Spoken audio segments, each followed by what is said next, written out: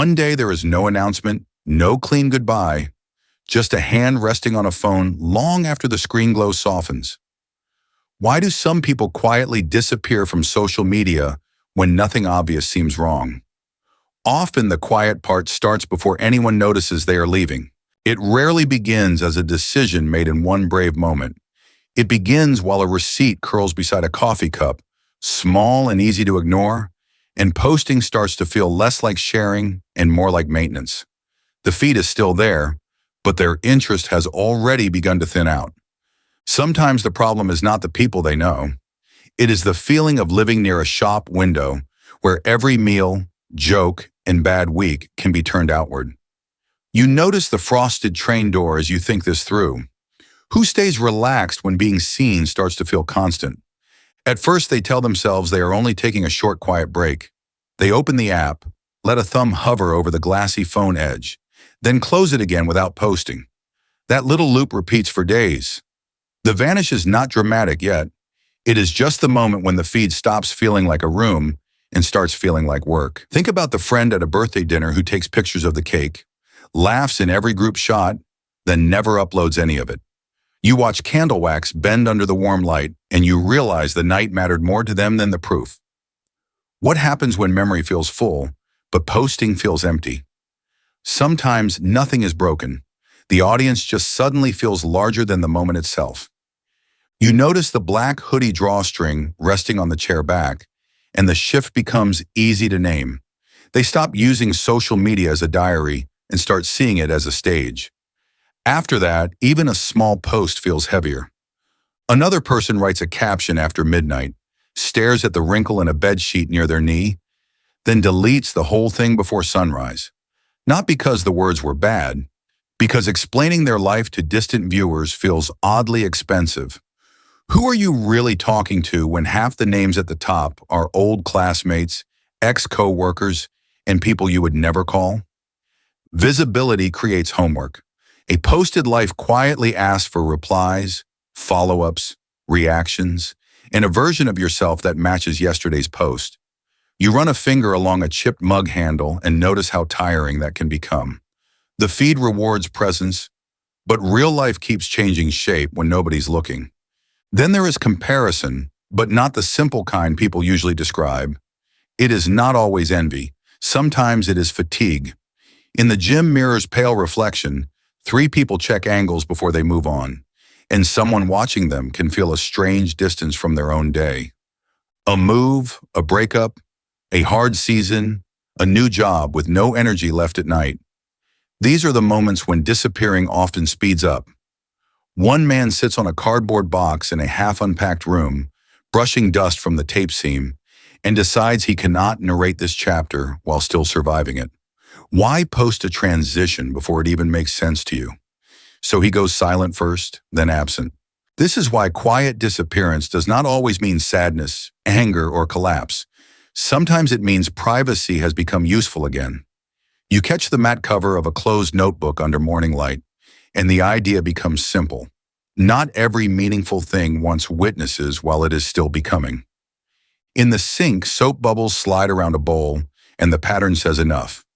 Some leave because they are hurt, some because they are bored. Many leave because constant self-display no longer matches the life they want. Picture someone holding a sleeping baby after a long week, watching formula powder cling to the scoop, while unread messages pile up on their phone. They still love their friends. They still care what people are doing. But their quiet attention has been claimed by something heavier and more immediate. Does the feed really lose to drama, or does it lose to intimacy? Often they do not disappear from people. They disappear from publicness. Steam fogs the rim of a water glass as 2 friends lean over one shared plate and talk for an hour without photographing it once. The social part is alive.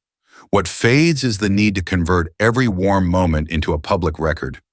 There is also the problem of the older self sitting in the archive. Past captions, past jokes, past aesthetics, past certainty. You notice a closet hanger turning slowly after a shirt is taken down, and it feels familiar. Some people stop posting because each new post must sit beside versions of themselves they no longer fit. On the commute home, someone opens the app between stations, sees the same bright faces, the same polished updates, the same fast opinions, and locks the phone before the next stop. The bus window glare keeps sliding over their reflection, making them look present and absent at once. Is that avoidance? Or is it the moment they realize the feed is taking more energy than it gives? The platforms are built for return, not completion. There is always another story, another opinion, another little reason to stay visible. You watch a loading bar crawl across a laptop screen and understand the trap. It never feels finished, so stepping away becomes the only real ending. Some people vanish because they are tired of being interpreted through fragments. A face in elevator steel can look colder than the real mood behind it, and one clumsy caption can follow you for weeks. What if disappearing is less about hiding and more about refusing a smaller version of yourself? A father waiting outside a dance studio scrolls through old posts while tapping a paper parking ticket against his thumb. He sees a smiling version of himself from years ago and feels nothing toward it, only distance. By pickup time, he archives half his profile. The consequence is quiet but real. People online see less of him, while the people beside him get more. That is why these exits confuse observers. There is no scandal, no speech, no slam door. You see condensation gather on a grocery freezer lid, then vanish again, and the pattern fits. Quiet disappearance often looks like nothing from the outside because it is made of many tiny no's. And yet leaving can bring relief. Someone sets a phone face down beside a brass library, return slot, and feels the day widen by a few inches. What comes back first? Usually not wisdom, just time, then attention, then a softer relationship with the self that no longer needs constant witness from strangers. After a while, the hand stops reaching automatically. The red scarf on a hallway hook no longer needs to become content.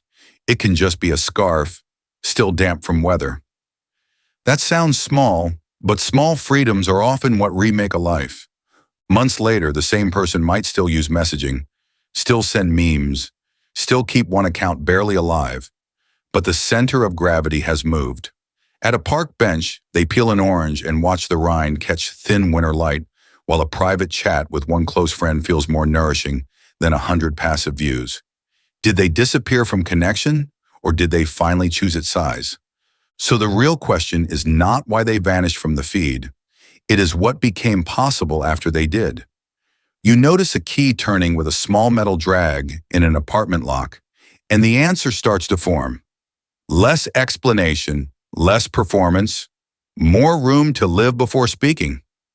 Maybe that is the quiet ending here.